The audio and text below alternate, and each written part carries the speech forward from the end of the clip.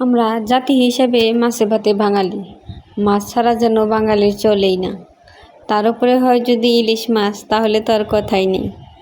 আসসালামু আলাইকুম এভরিওয়ান। আশা করি সবাই তোমরা অনেক ভালো আছো।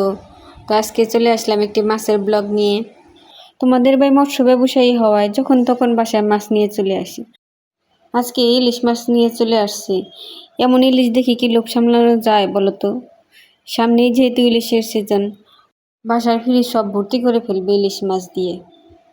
একমাত্র এই সিজনেই গরিব মানুষ হলেও কিছুটা ইলিশ মাছ খেতে পারে, তা না হলে তো ইলিশ শুধু বড়লোকি মাছ। সারা বছরের তুলনায় এই একটা সময়েই ইলিশ মাছের দাম অনেকটাই কম হয়ে যায়। ভাবছি এই ইলিশ দিয়ে কি রান্না করা যায়। তোমরা কে ইলিশ মাছ দিয়ে কি রান্না করো আমাকে একটু বলো, আমিও চেষ্টা করব